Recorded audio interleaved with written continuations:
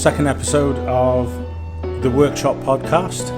We discuss the goings on in the gym, we discuss shows, our show and thoughts on other shows, and training.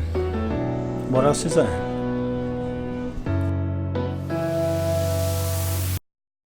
We'll pull it closer. I fucking did, man. Okay. God, no one else. Action. So, what podcast number? 705. 4. So, GH Gym. Oh no, the workshop. Sorry, at GH Gym. The second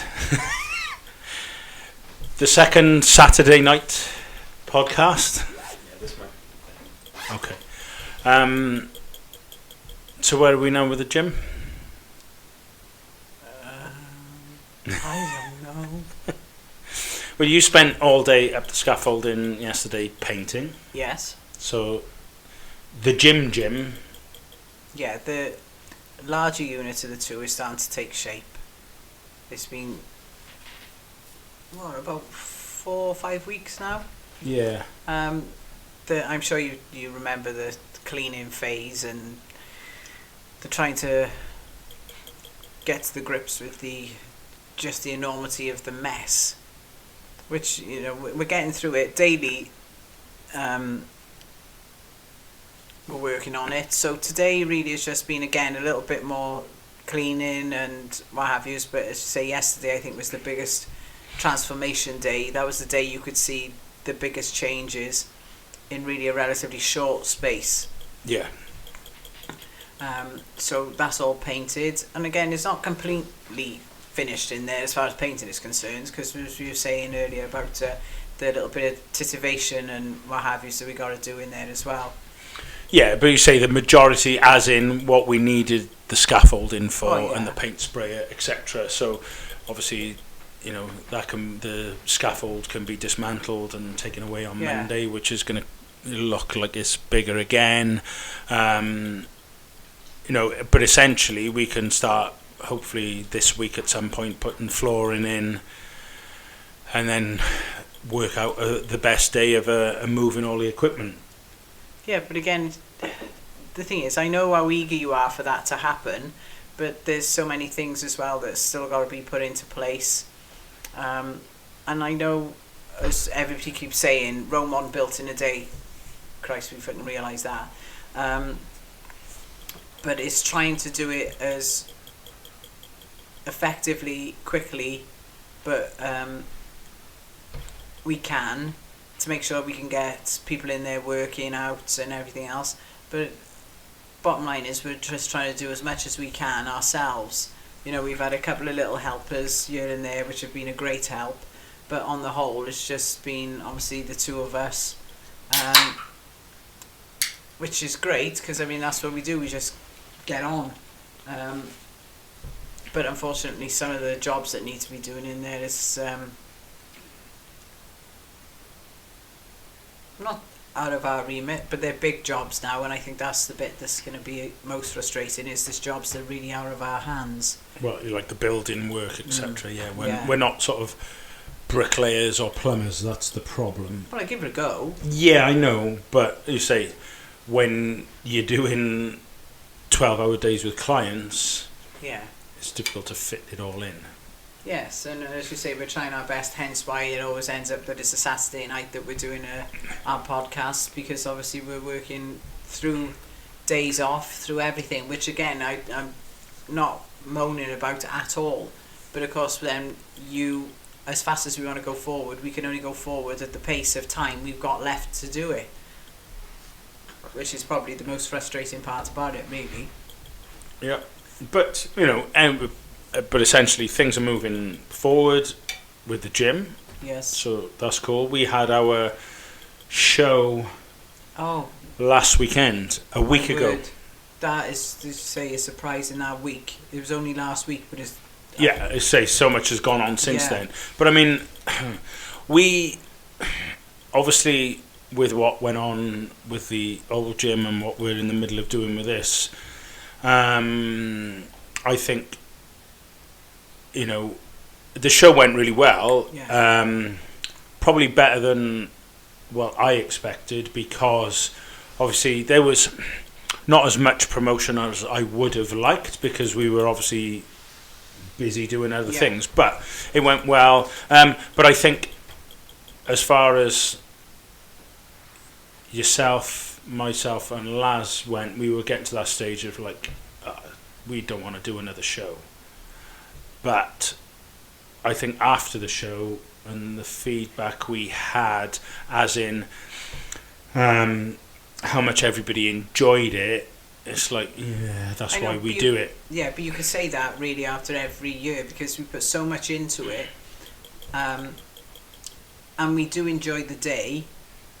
But again, it's the feedback. That's what keeps us going, and really that's what's kept us in bodybuilding all these years, is seeing what everybody else gets from it, you know, and as far as how much they enjoy themselves on the stage, how much their families and friends understand after show day why they do it, and the support we get from not just fellow bodybuilders but from local businesses and everything else that have been with us for, you know, so long. But it's just the whole day, it's all about the competitors, and I think they really appreciate that, and that's why they enjoy the show. And I'm not sort of aiming this at any one in particular. It's difficult with the larger organisations, and I think that's where, when you're pretty much an independent as we are now, okay, the show doesn't lead to anything, as in at the moment a British finals or anything like that, but we had, okay, it wasn't a massive amount of competitors, but we had some very good quality, sort of high level competitors, and the feedback is that they have enjoyed doing our show much more than a higher level show. And I think, yeah, but as we always say, it's always quality over quantity. Yeah, anyway. and as I said to somebody when they messaged the night of the show, how did it go? And I said, brilliant, you know, because, and I said, I'm measuring the success of shows in different ways than we used to. Not so much us, but like everything that we were involved in, you know, like when we used to go to the Arnold's and there'd be 1,000 competitors. The problem is with that, I think nobody really enjoys it, because the competitors don't get their time on stage. No. They're rushed on and off. But then the judges, the backstage people, everybody that you've got helping out, they don't really enjoy it, because it's so... It's just so much pressure. So much pressure that they don't enjoy it. But when it's, you know, a smaller show, the competitors really enjoy it, because they get their time on stage. Their friends and family get to see them performing. But then the backstage staff and everybody else involved is so much more relaxed, you know, and it's just a much better atmosphere all around. So I'd take 40 happy people over 200 and you're getting complaints left, right and centre, you know, any day. And I mean, the thing is, though, we do appreciate and understand what the competitors go through to get there, and as we say, they should have their time on the stage, you know. And all right, just because the fact it wasn't necessarily the biggest show, but again, it doesn't matter. It doesn't matter if there's 2, 4, or as you say, 204. Everybody should have their time and the respect that they deserve, knowing what they've gone through. And I mean, the thing is, though, we've supported Body Power since day one, and they've supported us. So to be able to go under that banner as well, you know, it's now known as Body Power Wales. That's what they, you know, people refer to it. You know, and as I said, that's brilliant. So it's already making his mark, you know, and so many people have said how much they enjoyed it and, you know, what they got from it and everything, but already they're talking about doing it again next year. Exactly. And, you know, we had, for the last year was essentially, we were running shows in that venue for the longest time, but it was essentially the first Body Power Welsh last year. But then the 2 overall winners came From back. last year, yeah. One won and one didn't, but irrespective, the person who didn't win their overall title back was still happy with everything that went on that day. But we also had people who competed for the very first time. We had people who have been competing for a long time, and then we had people who haven't competed for 20 years stepping back on that stage. So, you know, we had a massive variety, but quality. Exactly, yeah. All quality athletes. You know, and say there wasn't one person on there that didn't deserve to be up there. You know, but also whilst they were up there, even if they were there for the first time, or as you say, for God knows how many times after they first began, the respect that they had was equal. Yeah, no, I think, not that it's going to be anything that we're going to get involved in, but I think that there's an opening for whether it's an existing federation or a new federation that specifically set out to make shows smaller and just do more of them if necessary. Because you say when you've got that 100 plus competitors, it just becomes a bit of a cattle market. But just to limit it to 50 competitors, you can be, with 50, you could be done with a run-through show by 4 o'clock.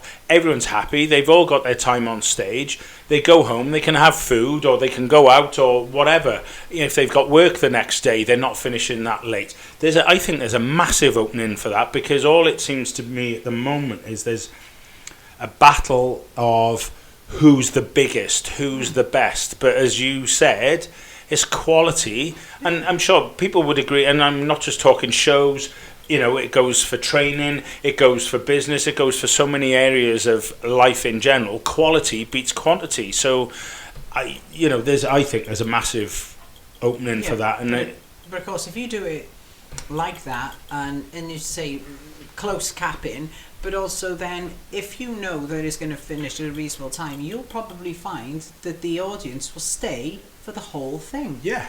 You know, because of course when you're dragging it into the 9s, the 10s, the 11s, the 12 o'clock midnight, and you're waiting for your loved one to come on stage, people are giving up by then, including the competitors.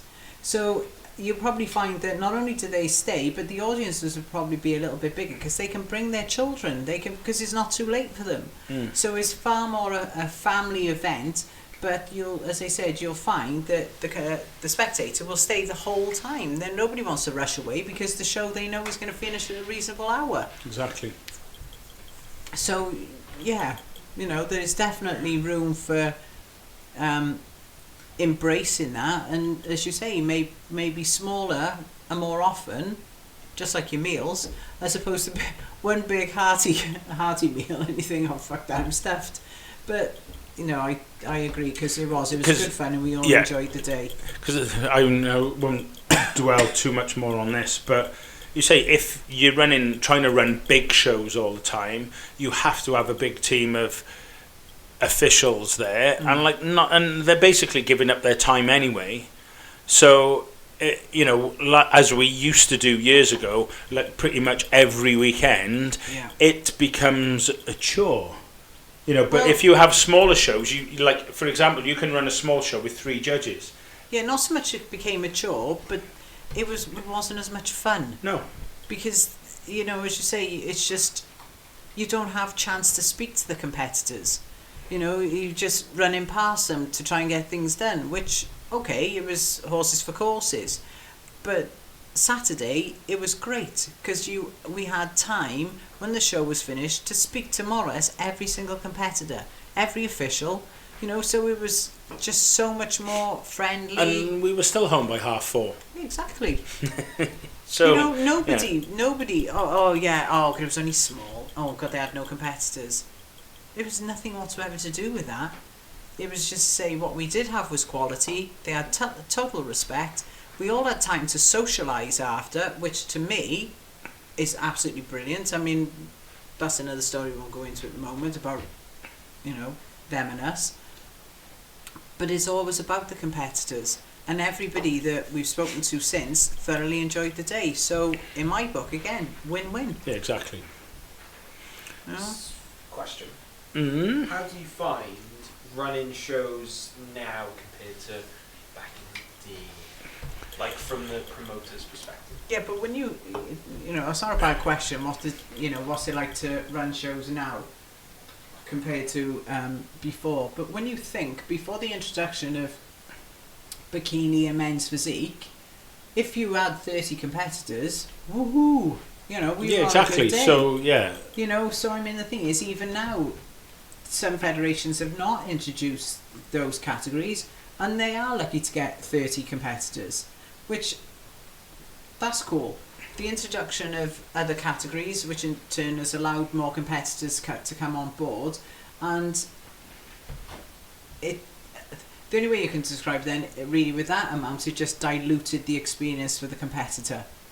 And what we did over the last 2 years with the Body Powers Welsh is we've brought back that experience, the enjoyable experience of being a competitor, taking part in a show, a local show, that their family and friends could come, and also they were respected and they enjoyed themselves as well.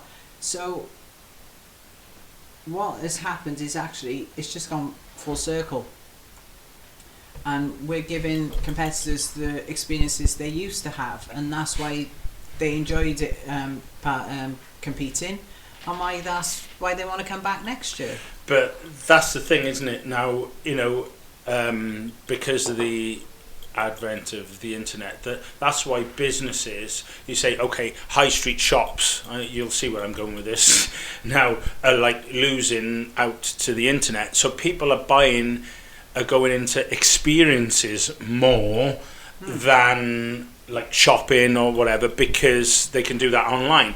But you can't go. Yeah, okay, you can watch things live and whatever, but it's not the same going to a show. So that's having an experience.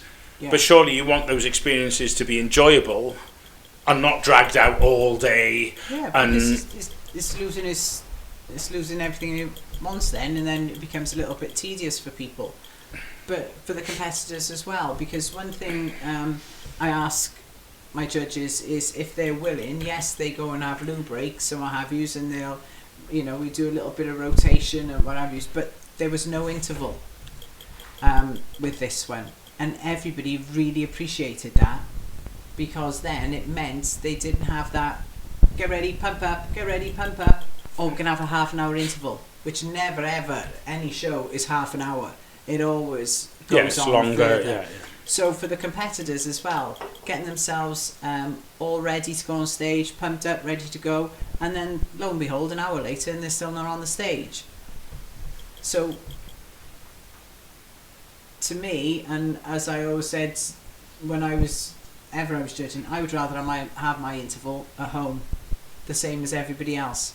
So of course we just kept that show running smoothly. It ran on time. Every single competitor, when they were asked to pump up, come to the stage, that's exactly when they came on. You know, it moved so well and everybody thoroughly enjoyed it. There was something else I was going to say, but I can't remember.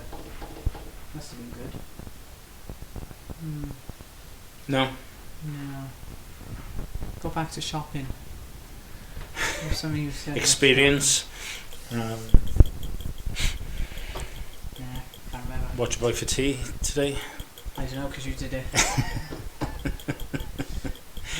Yeah.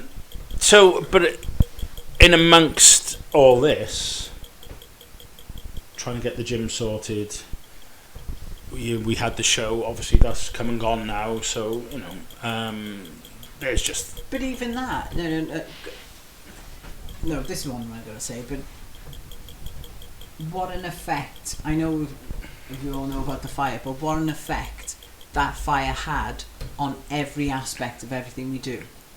Because obviously, when we started to get ourselves ready for show day, we've got things that we put away for the show, like the show box, the heights, the weights, the scales, the slips, the medals, anything. Pens, pencils.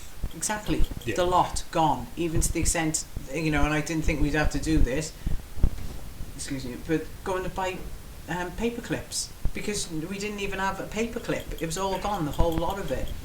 Yeah, so it's like starting again, really. Yeah, so even though we've been doing shows for years and years and years, it was like the first show ever, because we were buying things that we bought, you just acquire along the years.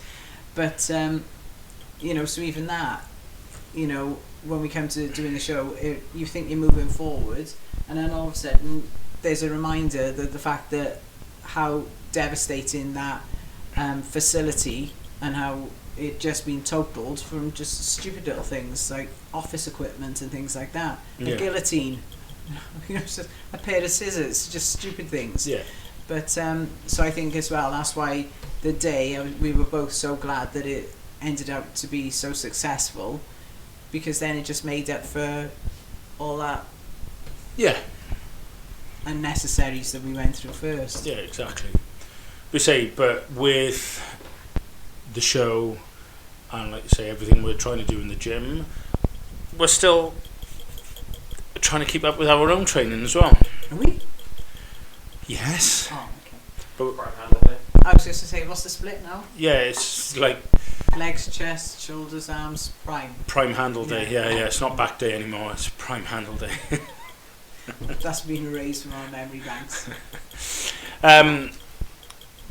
But yeah, because and that's essentially why, well, anybody gets involved in this, whether they end up being a competitor or, say we've ended up, running the gym, running shows and all the rest of it, is because you start because of you train first. And that's still part of, what we want to do every day if we can. Yeah. But, I was just thinking about when we first started training together.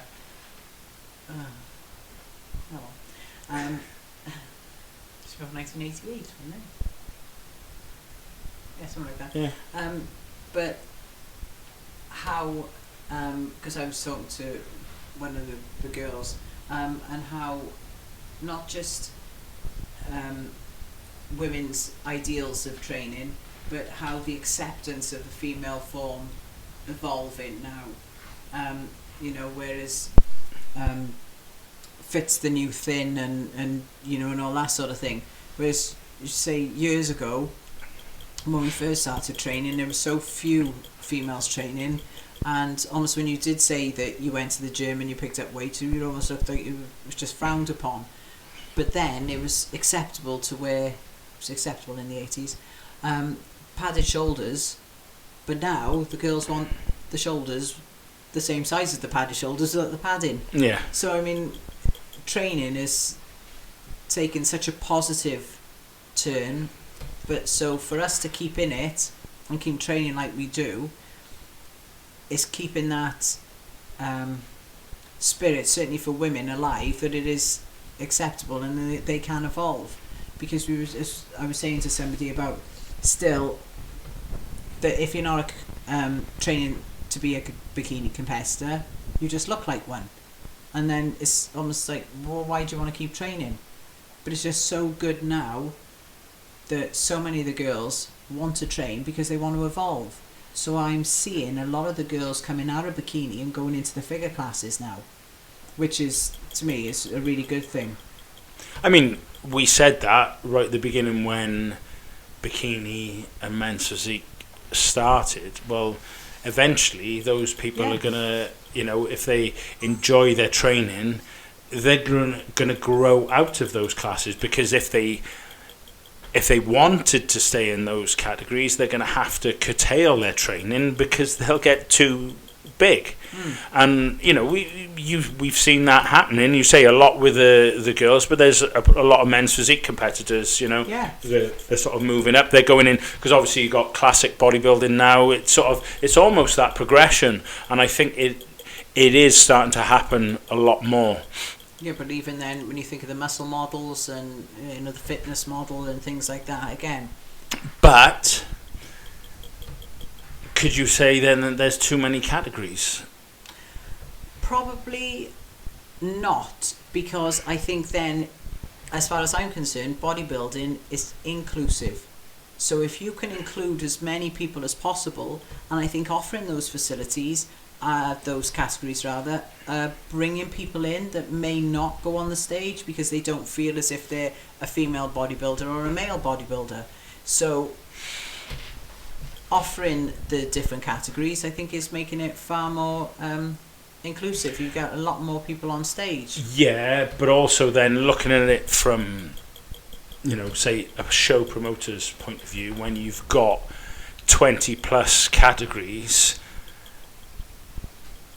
then you've got that many trophies and all the rest of it, But do you think rather than having, junior, open, masters, and in a lot of categories, it's too many? But of course, then I'm going to stop thinking of it as a show promoter. And again, it's just, as I said, it's all about inclusion. So if you take those categories out and you've only got 6 sets of trophies to buy, you're only going to have really spectators of 6 trophies worth of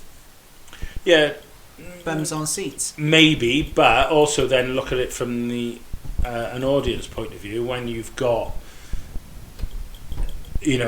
from their eyes, maybe, like I said, obviously I can't speak for everybody, but when you've got what seems like category after category of the same thing, whether it's bikini, physique, bodybuilding, because again in bodybuilding, people say, oh well, there's not so many bodybuilders. Well, there is, but you've got juniors, you've got first timers, you've got novice, you've got over 40s, over 50s, over 60s, you've got height or weight categories. But as you say, when people say that bodybuilding is getting less and less, well, it isn't, because as you say, all you've done is all those categories are bodybuilders, all of them. But if you then shut those offers off, people will probably be a little less willing to compete because they think they're going up against big boys. But then I suppose what we did, say, just looking at our show, is that we had on registration, I suppose there was a lot of categories because we had junior, a lot, open and masters. But then on the day, depending on the number of entries we had, well, some of them we amalgamated, didn't we? But as long as you tell the competitors beforehand, because then you just say to them, look, what's the point of you going on stage with 1 or 2 of you? Wouldn't you rather be in a category of half a dozen or more? Yeah. And then most of them will go, well, yeah, actually. So then, and that's the beauty of it when you're independent, in inverted commas, because basically you don't have to stick to an organisation's rules. You can go. Prime example was on registration. One of the guys who was in the Masters said to you, can I use props? And it was like, yeah, crack on. Yeah. Whereas I know organisations have their rules, and it's like it just becomes a bit ridiculous sometimes. It's like years ago in the one organisation, how many, I used to go home with pockets full of earrings because they had, you might have somebody with an eyebrow pierced or a nipple pierced, and they'd make them take them out, and it's like, well, can you still judge their physique if somebody's got an eyebrow piercing? Yes, you can. So it just becomes almost ridiculous, and that's what I'm saying. When it's an independent like that, you're not making it up as you go along, but there's things that you can be a little bit more relaxed on some things. Absolutely. Yeah, and a couple of them. How long can my posing routine be? Well, as long as you're not going into 15 minutes. I can have fun, crack on, It's this, if I got to do this pose in my eye walk, if I got to do this, just relax, have fun, and even one of the competitors said about his trunks, they got to be this size, they got to be this width, they got to be this colour, as long as they cover everything you need to cover, crack on, don't worry about it, exactly. Just enjoy your day. But how do we get back onto the show? I thought we were talking about training. I don't know. But anyway. Anywho. What about training then? What about it? Game changer. Absolute game changer. What? Those handles. You love a prime handle, don't you? So much so that when we move the gym over to the bigger, and then we get more sort of lat pull downs, low pulley rows, we're going to get another full set of handles. Definitely. And something we said in a video we did this week about wrists, and definitely, without doubt, those handles have changed my wrists, because of course the thing is we rely on straps. Not everybody does, I get that, but we use straps when we're doing back, but the amount of tension that puts through the wrist, true, and pressure and stretching, whereas of course those handles completely eradicates that. Probably, I'm thinking about it now. I'm not complaining about my wrist as much. Definitely. Because of course when you think, we put that strap and we use, and if you're going to use the strap, you rely on the strap. That's the whole point. Yeah, exactly. So of course the thing is, when you think all that weight and all that tension and power, you're pulling with your wrist, you're not pulling with your hand, because of course it literally, when you've got a strap on, you only got when you've got a wrist strap on, yes, you literally, it's only a couple of fingers. Your wrist. Shut up, Laz. It's only a couple of fingers that's actually holding you in there, because you're pulling everything through the wrist. But now with those handles, I got nothing in my wrist, no pain. I suppose you're essentially hyperextending your wrist. I'm just going to point out the route this episode has just taken when you said when you've got a wrist strap on, there's only a couple of fingers holding you in place. So go back to what you were doing now. Right? It's not the mouth that comes out. Mum the took it there, not me. No, you took it there. No, you're just the one who paused. Laszlo, you just took it further. I'm not the one who said strap on, Dad. Well, I didn't either. So, yes. Any gym owners out there, I would recommend Prime Fitness handles. I know this sounds like a bit of an advert, but we're nothing to do with the company or the people who distribute them in the UK. Or even if your gym owner doesn't want to buy them, it might be worth you invest in yourself. So if you want to message me, and find out, I'm not going to sort of advertise. No, because where we got them from, as but, I said, everybody takes a piss out of me, but. Prime Handle Day. Exactly. As everybody knows, chest is my thing. But now back is your thing. Absolutely. Prime Handle Day is your thing. We've had those, because again, it's completely pain free. But also, then looking at it from a gym owner's point of view, all you're doing is, instead of thinking, trying to keep up with the latest equipment, I got to change that machine, I got to spend another 3-4 grand. It's like, well, buy some handles and you've changed so many different things, so it's a win-win, I'd say, all round. But as I say, it's just I'm finding that everybody that I'm working with, and they have a go, every one of them is the same. So this is not as if it's just me having a good time, because every single client with their strap on and holding it with their 2 fingers is having fun. But again, if it means you get a better feeling in the back, which so many people just can't connect to, which I don't get that, but but I work with people to try and make sure that they do get a connection to every muscle group. But with the Prime handles, they're getting it instantly, so it's making my job easier as well. Very good. I'm enjoying that. Must admit, enjoying the belted squat as well at the moment. Doing a lot with that, but for all sorts of different reasons.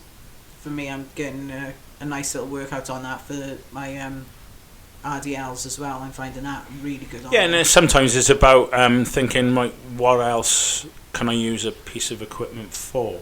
Now, I'll tell you something about that now. Go on.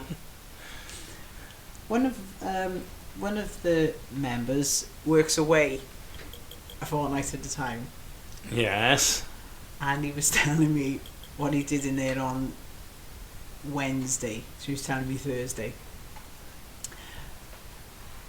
Going on from what you say about looking at a piece of equipment and think what you can do with it. While he's away, he works out of I know what you're going to say a now. hotel gym. And he thought, it's got everything I need here. It's got, dumbbells, everything. But there's nothing to do a shoulder press on. So so he said, in my infinite wisdom, I thought, oh, a minute, there's a leg press there. I'm sure I could. So he went on. He went on the leg press. Straddled the seat, and went over. Started pressing, and he was pressing the leg press. So it was chocolate. Right? So we thought on Wednesday, he thought, oh, I'll have a little go on that one. But unfortunately, our leg press, the one he used, one is very heavy, and two is an automatic release. So he straddled the seat, went under it. It's a straight up now. Went under it. Come on the leg press. As he started to push up, of course the release, didn't it? So of course he's trying to push it up. He's going. I got it lower and lower. But of course there was nothing for it to hook back on. So he literally went so far back that he was actually now sat in the seat. So sometimes it's all well and good looking at a piece of equipment and seeing what else you can do with it, but be reasonable and be safe. No, yeah. Yeah, that's cool. And like I said, I'm all for variety, but actually when you were telling me the story, I was thinking about what sometimes you see people doing, like trying to do triceps on like the arm of like a seated leg curl, or like, you know, you get the assisted chin and dip machines and they do tricep push downs on the seat and things like that. It's like, yeah, great, but do a tricep push down on a cable instead. You know, it's like, great, you know, variety is all cool, but we're not trying to reinvent the wheel here. Like you said, an RDL on the belt squat was, I mean, essentially it's like it's using it as like putting a handle on a cable, but with like the cable machines, you don't normally get that stretch. But on the, don't forget, the cable machine is always in front of you. Yes, whereas this is directly right below you. Yeah. So that's what I'm saying. Yeah. It's about thinking about what you're doing as well, not just oh look at me, I'm doing a glute bridge on a lying leg curl or whatever, you know. Yeah. So but again, you know, I don't mean to be nasty, but one of my number ones is a hack squat, and lean into the hack squat as opposed to using a hack squat properly. Yeah, exactly. You put your back against the bench. The thing is, you see two things. You see dangerous. You see that like either when they're facing a hack squat and doing a squatting motion, it's like, well, your back is going to be out of line anyway. You know, and it's all sorts of wrong. And also, or they do an RDL on it, and it's like, you know, you're putting so much pressure on your spine, your neck, and everything else. So it's like, yeah, lovely, but think about what you're doing. Yeah, but some pieces of kit are designed to be used one way. Yeah. You know, there's, as you say, cable, you've got the variety. Shoulder pressing on a leg press, I wouldn't say was one of them. But as you say, there's so many things you can do with different things. But as you say, that's why we quite like pieces of kit that you can do more than one thing on. Yeah, don't leg press on a fucking Smith machine. You know, I've seen, well, now you can actually, I've seen them where you can buy an attachment that it's like a leg press platform that you can put on a Smith. Okay, which is fair enough. But like, I've seen, and it's like, again, that's just, you know, oh, look at what I can, just use a fucking leg press. Yeah. You know, because squat properly. Yeah, because if you do something wrong, you're going to be fucked for a start. So, yeah. Hence why the leg press that just went down and down and down and down and down. And then when he actually sat down and he had to get one leg up and then the other leg up and actually leg pressed it up in the, you know, in the manner it's designed to do, to actually rack it off. And then when he got up, he looked round and thought, thank fuck there was nobody there that watched him. I wish I was there. Oh, more importantly, I wish Laz was there with his camera. Yeah. So yesterday, back to what we first started with, and you know, I'm really not just looking forward to it being done, But I'm looking forward to, on what you said there about Laz in his videos, is that video came in on day one, the very first day we walked in there, and how it's evolved, how it's moving forward, and a lot of the time you're starting to see, you know, people are starting to see the smaller one evolve, but I think everybody will have a big surprise when, you know, when you just see where it's come from. And initially when we came in, and a couple of people like my mum and what have you come in, it was, really? You really? You think you're going to do something in here? And we both knew. And as you say, we went to see quite a few places in the lead up to choosing this one.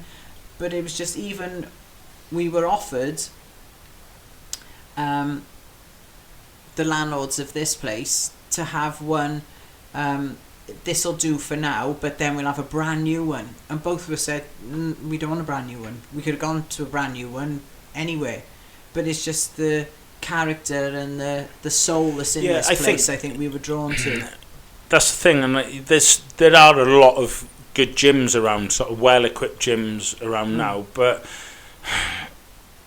and again, you know, people can run their businesses the way they like, but for me, you know, when we're going to be in it all day, it'd be nice to sort of have somewhere with a bit of character, but also I think it just adds to the atmosphere. And you know, that I remember, like, when Jamie was home before, and like, when he came back to the gym, when it was still there, and because Darren had never been there, and he walked in and he was like, oh yeah, this is, you know, straight away, you know, and there wasn't many people in there at that time of day, and it was like, oh yeah, this is, you know, and I just want to have that where people walk in, yeah, okay, we want the place to look good, you know, there's going to be a good level of equipment, but you still want to have that sort of atmosphere when the people walk in to think, yeah, this is a place of like, and you where shit gets done. But that is it in a nutshell. That when you come in, and even now, when people come into the little one, and they know when they walk in there, it's for real. You know, they're not, you know, it's going to, as you say, it's going to be clean. It's not very clean at the moment. Well, it is getting cleaner. It's going to be spotlessly clean. It's going to be slick. It's going to be, but it's all about training. You know, it's all about training. We're going to try and make it look as good as it can possibly look. But the equipment is what's the most important. The atmosphere is about what's the most important. The aesthetics of it is going to be a bonus.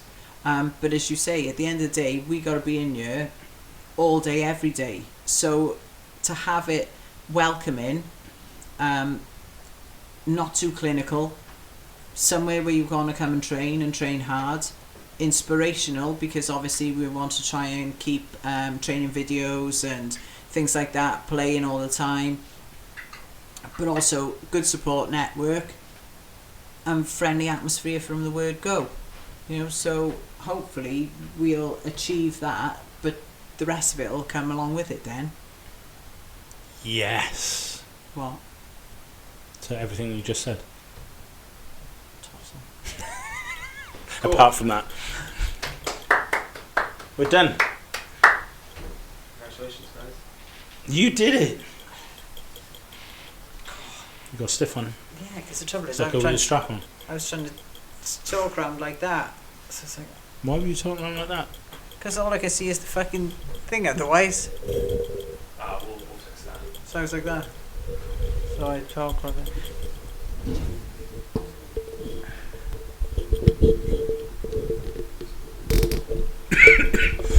Or even... Yeah, because mine's quite sort of side on anyway, isn't it? So you just want it more like that. That would have been better. Thanks, Laz.